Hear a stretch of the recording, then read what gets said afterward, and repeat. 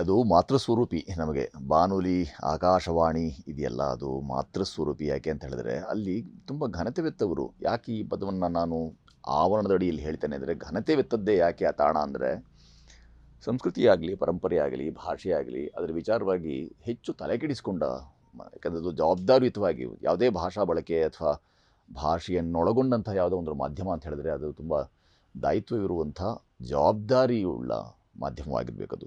ಅಂಥ ಜವಾಬ್ದಾರಿಯನ್ನು ಮೆರೆದಂಥ ಮಾಧ್ಯಮವಾಗಿ ನಮಗೆ ಈ ಬಾನುಲಿ ರೂಪುಗೊಳ್ತು. ಹಾಗಾಗಿ ಒಂದು ಒಂದು ದೊಡ್ಡ ತಲೆಮಾರು ಆ ಸಂಸ್ಕೃತಿಯನ್ನು ರೂಢಿಸ್ಕೊಳ್ಳೋದಕ್ಕೆ, ಅದಕ್ಕೆ ಆತ್ಕೊಳ್ಳೋದಕ್ಕೆ, ಅದು ಆಕಾಶವಾಣಿ ಅಂಥದ್ದು ಅವ್ರನ್ನ ಆವರಿಸೋದಕ್ಕೆ ಸಾಧ್ಯ ಆಯಿತು ಅಂತ ನಾನು ಭಾವಿಸ್ತೇನೆ. ತುಂಬ ದೊಡ್ಡ ದೊಡ್ಡ ಹಿರಿಯರೆಲ್ಲರೂ ಆಗಿ ಹೋಗಿದ್ದಾರೆ. ಅದರ ಮುಖಾಂತರ ಅವರು, ನಾನು ಹೇಗೆ ರಂಗಭೂಮಿ ಸಂವಹನಕ್ಕೆ ಪ್ರಬಲ ವೇದಿಕೆ ಅಂತ ಹೇಳಿದ್ನೋ, ಹಾಗೆ ಆ ಸಂದರ್ಭಕ್ಕೆ ಆಗಷ್ಟೇ ಮೈದಾಳಿದ್ದಂಥ ಈ ಬಾನುಲಿ ಇದೆಯಲ್ಲ, ಅದು ಆಕಾಶವಾಣಿ ಸಹ ತುಂಬ ಜನರಿಗೆ ವೇದಿಕೆಯಾಯಿತು. ಅವರವರ ತುಂಬಲ ತಗಲ ತಾಕಲಾಟ ತಲ್ಲಣ ಇವುಗಳನ್ನೆಲ್ಲನೂ ಹೇಳ್ಕೊಳ್ಳೋದಕ್ಕೆ, ಮತ್ತು ಸಾಹಿತ್ಯದ ಪರಿಚಾರಕ ಕೆಲಸಗಳನ್ನು ಮಾಡೋದಕ್ಕೆ, ಸಾಹಿತ್ಯಾತ್ಮಕವಾದಷ್ಟೇ ಅಲ್ಲದೆ ನೇತ್ಯಾತ್ಮಕ, ಈತ್ಯಾತ್ಮಕ ಅಥವಾ ಸ್ಪರ್ಶಾತ್ಮಕ, ದರ್ಶನಾತ್ಮಕ ಈ ಥರದ್ದು ಯಾವ್ಯಾವ ಆತ್ಮಕಗಳನ್ನು ಯೋಚನೆ ಮಾಡ್ತಿರೋ ಅಂಥವೆಲ್ಲಕ್ಕೂ ಭಾಳ ಒಳ್ಳೆಯ ವೇದಿಕೆ ಆಯಿತು ಆಕಾಶವಾಣಿ. ಆ ಕಾರಣದಿಂದಾಗಿಯೇ ಅದು ಕಟ್ಟಿಕೊಡ್ತಿದ್ದಂಥ ಅಥವಾ ಅದು ಸೂಸ್ತಿದ್ದಂಥ ಆ ಕಂಪು ಮತ್ತು ಇಂಪು ಇದೆಯಲ್ಲ, ಅದರಿಂದ ಆಕರ್ಷಿತರಾಗದವರೇ ಭಾಳ ಕಡಿಮೆ, ತುಂಬ ವಿರಳ. ಎಲ್ಲರೂ ಒಂದಲ್ಲ ಒಂದು ರೀತಿಯಲ್ಲಿ, ಅದು ಹಾಡುಗಾರಿಕೆ ಅಂತ ಅಂದ್ಕೊಳ್ಬೋದು, ಅಥವಾ ಯಾರೋ ಸಿನಿಮಾ ಆಸಕ್ತರಿದ್ದಂದರೆ ಸಿನಿಮಾ ಹಾಡುಗಳು, ಗೀತ ಸಾಹಿತ್ಯ ಅಂತ ಯೋಚನೆ ಮಾಡ್ಬೋದು. ಇನ್ನು ಕೆಲವರಿಗೆ ಯಾವುದೋ ಮಾಹಿತಿಯ ಕಣಜ ಆಗಿರ್ಬೋದು. ಯಾವುದೇ ರೀತಿಯಲ್ಲಿ ಆಕಾಶವಾಣಿ ಆ ರೀತಿ ತುಂಬ ಜನರಿಗೆ ಅದು ಆಸರೆ ಒದಗಿಸಿದೆ. ಈ ಕಾಲಕ್ಕೂ ಅದೇ ಥರದ್ದು ಮುಂದುವರೆದಿದೆ ಅಂತ ಹೇಳೋಕೆ ನನಗೆ ಸಾಧ್ಯ ಆಗೋಲ್ಲ, ಕಷ್ಟ ಆಗುತ್ತೆ. ಯಾಕೆಂದರೆ ಒಂದು ಕಾಲದಿದ್ದಂಥ ವಿಚಾರಸ್ಥಿತಿ ಯಾವಾಗಲೂ ಹಾಗೇ ಬೆಳೆದು ಬಿಟ್ಟಿದೆ. ಅದು ಇದ್ದದ್ದು ಅದೇ ರೂಪ ಉಳಿಸ್ಕೊಂಡಿದೆ. ವಿರೂಪಗೊಂಡಿರಲೂಬಹುದು. ಕುರೂಪಕ್ಕೆ ಹೋಗೋ ಮುನ್ನ ಒಂದು ಎಚ್ಚರಿಕೆ, ವಿರೂಪ ಮತ್ತು ಕುರೂಪದ ನಡುವೆ ಒಂದು ಅಂತರವಿದೆ. ಆ ಅಂತರವನ್ನು ತುಂಬಿಕೊಳ್ಳೋ ಹಾಗೆ ಸ್ವರೂಪ ಉಳಿಸ್ಕೊಂಡ್ರೆ ಚೆನ್ನಾಗಿರುತ್ತೆ ಅಂತ ನಾನು ಯಾವತ್ತೂ ಯೋಚನೆ ಮಾಡ್ತೀನಿ ಮಾಧ್ಯಮದ ವಿಚಾರದಲ್ಲಿ. ದೂರದರ್ಶನ ಬಂದದ ನಂತರ ಇತ್ತೀಚೆಗೆ ಆಗ ನೀವು ಗಮನಿಸ್ಕೊಂಡ ಹಾಗೆ, ನಾವು ರಂಗಕರ್ಮಿಗಳು ನಮಗೆ ಇನ್ನೊಂದಷ್ಟು ಮತ್ತೊಂದು ಮಗ್ಗಲಲ್ಲಿ ಏನಾದ್ರು ಅನ್ವೇಷಿಸೋಣ, ಮತ್ತು ಹೆಚ್ಚಿನ ಜನರನ್ನು ತಲುಪೋಣ ಈಗ ಕಾಲಕ್ಕೆ ಅಂತ ಯೋಚನೆ ಮಾಡಿದಾಗ ದೂರದರ್ಶನ ನಮಗೆ ಆ ಥರ ಜೊತೆ ಆಯಿತು. ಆಗ ಒಂದು 30 ನಿಮಿಷಗಳ ಅಥವಾ ನೀವೇನಾದರೂ ನಿಮ್ಮ ಕಥೆಯನ್ನು ಅಥವಾ ಕೃತಿಯನ್ನು ದೃಶ್ಯೀಕರಿಸಿ ಕೊಡೋಕ್ಕೆ ಸಾಧ್ಯವಿದೆ ಅಂತೆಲ್ಲ ಹೇಳಿ ಆ ಥರ ಪ್ರೋತ್ಸಾಹ ಮಾಡ್ತಾಯಿತ್ತು ದೂರದರ್ಶನ.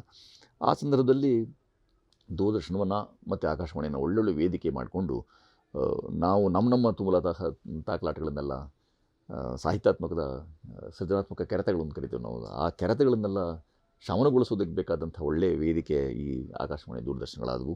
ಅದು ತುಂಬ ಜನರಿಗೆ ಆ ಥರದ ಆಸರೆ ಆ ಕಾಲಘಟ್ಟಕ್ಕಾಯಿತು ಅಂತ. ಈಗ ನೆನೆಗುದ್ದಿಗೆ ಬಿದ್ದಿದೆ, ಅಥವಾ ಈಗ ತುಂಬ ಜನರಿಗೆ ಅದು ಪೈಪೋಟಿಯ ಬಹಳ ದೊಡ್ಡ ಅಸ್ತ್ರವಾಗಿದೆ, ಅಥವಾ ಈಗಿನ ಭರಾಟೆಯಲ್ಲಿ ಅದು ಮೊಸುಕಾಗಿದೆ ಅಂತ ಯಾರು ಏನು ಬೇಕಾದರೂ ಹೇಳ್ಕೊಳ್ಬೋದು. ಅದೊಂದು ಭಾಳ ಪ್ರಬಲ ವೇದಿಕೆಯಾಗಿ ಇತರರಿಗೆ ಅದೊಂದು ತಂಪನ ನೆರಳು ಆಗಿ ರೂಪುತವಾಗಿದ್ದು ಪರಿಣಮಿಸಿದ್ದು ನಿಜ. ನಾವೆಲ್ಲ ಹಾಗೆ ರಂಗಕರ್ಮಿಗಳಾಗಿದ್ದುಕೊಂಡು ದೂರದರ್ಶನವಾಗಲಿ ಆಕಾಶವಾಣಿಯಾಗಲಿ, ಆಕಾಶವಾಣಿಯಲ್ಲಿ ನನ್ನದು ಯಾವುದೋ ಒಂದು ಕಾರ್ಯಕ್ರಮ ಬಿತ್ತರವಾಗ್ತಾಯಿದೆ, ಕೇವಲ ಕೆಲವು ಕ್ಷಣಗಳಿಗೆ ಮಾತ್ರವೇ ಸೀಮಿತ ಆದರೂ ಸಹ ನಮ್ಮ ಇಡೀ ಗಲ್ಲಿಯಲ್ಲಿ 10 ಮಂದಿಗೆ ಹೋಗಿ ಇಂದು ಮರಿಬೇಡಿ, 10 ಗಂಟೆ 2 ನಿಮಿಷಕ್ಕೆ ಸರಿಯಾಗಿ ನನ್ನದೊಂದು ಭಾಷಣವಿದೆ, ನನ್ನೊಂದು ಕಾರ್ಯಕ್ರಮವಿದೆ. ಈ ಥರ ಇದ್ದ ಸಡಗರ ಇದೆಯಲ್ಲ, ಆ ಸಂಭ್ರಮ ಸಡಗರಗಳಿಗೂ ಈಗ ಅವಕಾಶವಿಲ್ಲದಂತೆ ಆಗಿಬಿಟ್ಟಿದೆ. ಯಾವುದಾದ್ರೂ ಅತಿರೇಕಗೊಂಡ್ರೆ, ಅಗತ್ಯಕ್ಕಿಂತಲೂ ಹೆಚ್ಚು ಪೂರೈಕೆಯಾದರೆ ಏನಾಗ್ಬೋದು ಅನ್ನೋದಕ್ಕೆ ಈ ಕಾಲಘಟ್ಟ ತುಂಬ ದೊಡ್ಡ ನಿದರ್ಶನ ಅಂತ ನನಗನ್ಸುತ್ತೆ. ಆಗಿದ್ದ ಸಂಭ್ರಮ, ಆಗಿದ್ದಂಥ ಆ ಸಡಗರ ಈಗ ಮಾಯವಾಗಿರುವಂಥದ್ದು ತುಂಬ ದುಃಖದಾಯಿ. ತಲೆಮಾರುಗಳು ಬರುವುದು ಯಾವುದರಲ್ಲಾದ್ರೂ ಒಂದು ಸಂಭ್ರಮಕ್ಕೆ ಕಾರಣಗಳು ಬೇಕು. ನೀವು ಸಂಭ್ರಮಿಸ್ತೀರಿ ಅದಕ್ಕೊಂದು ಕಾರಣ ಬೇಕು. ಸಂಭ್ರಮಕ್ಕೆ ಕಾರಣಗಳಿಲ್ಲ, ಸಂಬಂಧಗಳಿಗೆ ಬೆಲೆ ಇಲ್ಲ, ಬಂಧ ಚೆಂದ ಇಲ್ಲ, ಯಾರಿಗೂ ಯಾವುದಕ್ಕೂ ಬೇಡವಾಗಿರುವಂಥದ್ದು, ಮತ್ತು ಸ್ವಹಿತ ಸಾಧನೆಯೇ ಪ್ರಧಾನ ಅಂತ ಆಗಿರುವಂಥದ್ದು, ಸ್ವಾರ್ಥಪರ ಧೋರಣೆಯೇ ಪ್ರಾಬಲ್ಯ ಮೆರೆದಿರುವಂಥದ್ದು. ಇವ್ಯಾವುದು ಈ ಕಾಲಘಟ್ಟವನ್ನು ವಿಶ್ಲೇಷಿಸಿ ಅನುನಯಿಸಿ ಹೇಳೋದಾದರೆ ಇದು ಸರಿಯಾದ ಕ್ರಮ ಅಥವಾ ಸರಿಯಾದ ಪಥ ಅಲ್ಲ ಅಂತ ಯಾವತ್ತೂ ಅನಿಸಿದೆ. ಆ ನಿಟ್ಟಿನಲ್ಲಿ ಒಂದು ಒಳ್ಳೆಯ ಮೆಲುಕಿಗೆ, ತಂಗಾಳಿ ಅಂತ ಅನಿಸೋ ಮಟ್ಟಕ್ಕೆ ಮನಸ್ಸಿಗೆ ತುಂಬ ಮುದ ಕೊಡುವಂಥ ವಿಚಾರ ಏನು ಅಂತಂದರೆ, ಈ ಥರದ ಸ್ಮರಣೆ ಅದೊಂದು ದಾಖಲೆಯೋಗ್ಯ ಸ್ಮರಣೆ ಸಿಹಿ.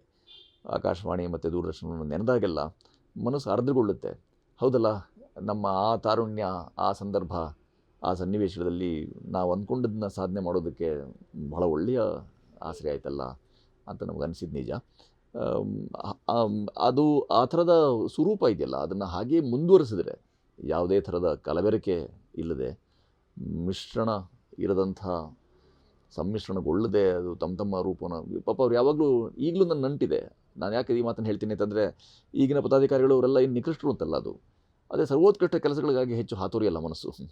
ಆಗೆಲ್ಲ ಸರ್ವೋತ್ಕೃಷ್ಟ ಮಾಡಿದ್ರು ಅಂತ ಹೇಳೋಕ್ಕೆ ಸಾಧ್ಯವಾಗದೆ ಹೋದ್ರೂ ಉತ್ಕೃಷ್ಟತೆಗಾಗಿ ಒಂದು ತುಡಿತಿತ್ತು, ಒಂದು ತುಡಿತ ಇಟ್ಟುಕೊಂಡು ಏನು ಮಾಡಬೇಕು ನಾವು, ಸಮಾಜದ ಕುರಿತಾಗಿ ಒಂದು ಮಿಡಿತ ಇದೆಯಲ್ಲ, ನಾನೇನೋ ಸಾಧಿಸ್ತೀನಿ ಅನ್ನೋ ತುಡಿತ ಇದೆಯಲ್ಲ, ಅದು ಅವರನ್ನು ಕಾಪಾಡ್ತು. ಮತ್ತು ಅವರನ್ನು ಅನುಸರಿಸಿ ನಡೆದಂಥ, ಅವರನ್ನು ಆಶ್ರಯಿಸಿ ಬದುಕಿದಂಥ ಒಂದು ತಲೆಮಾರನ್ನು ಸುಪುಷ್ಟಗೊಳಿಸ್ತು ಅಂತ ಅನ್ನಿಸುತ್ತೆ.